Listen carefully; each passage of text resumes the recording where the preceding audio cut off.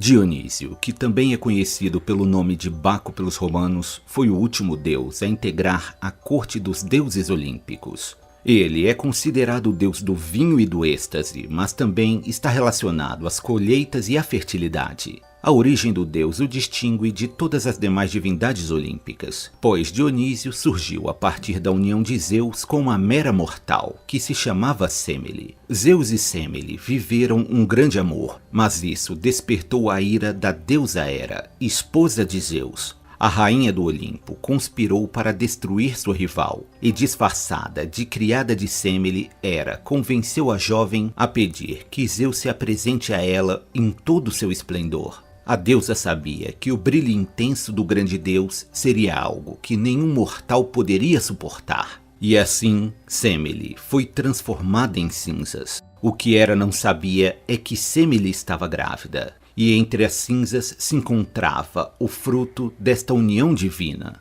Dionísio ainda não estava pronto para vir ao mundo, e por isso Zeus abriu uma fenda em sua própria coxa e deu continuidade na gestação do bebê que um dia iria ocupar um lugar no Olimpo. O jovem Dionísio não teve vida fácil, pois desde sua mais tenra infância o futuro deus já era perseguido pela deusa Hera. A deusa impôs uma loucura ao jovem divino, que o fez vagar pelo mundo, até ser curado pela deusa Reia, que também era conhecida pelo nome de Cibele e era a avó do deus. Dionísio teve o sábio Sileno como seu tutor, que sempre estava ao lado de seu pupilo montado em seu inconfundível asno. O deus foi responsável pela invenção do vinho e compartilhou sua descoberta com toda a humanidade. Dionísio ensinou os homens a cultivar as uvas e também o processo de fermentação necessário para a produção do vinho, que passaria a ser considerado uma bebida sagrada. Em suas andanças, o deus passou pela Grécia, pelo Egito e acabou chegando até a Índia. Por onde passava, ele espalhava seus conhecimentos e passou a acumular seguidores.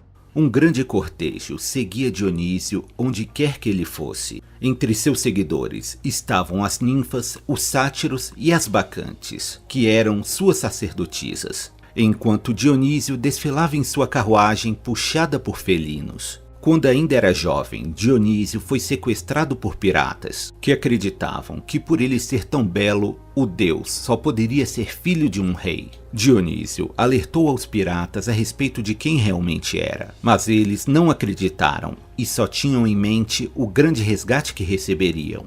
Como castigo, Dionísio transformou os piratas em delfins, que são uma espécie de golfinho. Dionísio tinha como seus símbolos o ramo de videira, a uva e o tirso, que é um bastão com uma pinha na ponta. Depois de vagar pelo mundo, o deus retornou para a Grécia. Na ilha de Naxo, ele encontrou a bela princesa Ariadne, que havia sido deixada para trás por Teseu.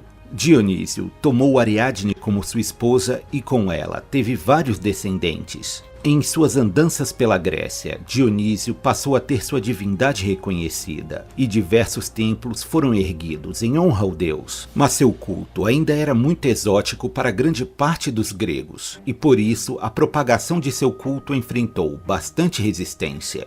Mesmo assim, o culto ao deus se estabeleceu com sucesso em várias cidades helênicas. Somente após seu culto se consolidar na Grécia, Dionísio pôde ascender aos céus e passou a ocupar um assento ao lado dos demais deuses olímpicos. A bondosa deusa Hestia cedeu seu lugar no conselho dos 12 deuses olímpicos. Conforme algumas versões, a deusa já se encontrava cansada das constantes disputas entre os deuses. Já como deus olímpico, Dionísio desceu até o submundo, onde convenceu a rainha Perséfone a libertar a alma de sua mãe. Semele passou a habitar o templo de Ártemis e adotaria o nome de Tione. O culto ao deus Dionísio era repleto de danças, e as pessoas se liberavam fazendo uso de álcool e outras substâncias. Era tradicional o uso de máscaras nessas cerimônias, e a recriação de eventos míticos estaria nas raízes do surgimento do teatro grego. Os gregos passaram a considerar Dionísio como protetor das belas artes, e os atores e autores de peças teatrais lhe prestavam especiais reverências. Ao lado da Acrópole de Atenas se encontrava o famoso Teatro de Dionísio, onde foram apresentadas ao mundo as clássicas peças de Eurípides, Ésquilo e Sófocles. Como já foi dito, na Roma Antiga, Dionísio era reverenciado pelo nome de Baco. Lá, o deus dos vinhos e excessos era honrado em festivais conhecidos como bacanais. Dionísio pode ter sido o último deus a integrar o Olimpo, mas mesmo assim, o deus do vinho foi capaz de exercer forte influência na cultura greco-romana. E por isso, não é de se estranhar que Dionísio ainda seja um dos deuses mais cultuados por aqueles que nos dias de hoje ainda reverenciam os antigos deuses gregos.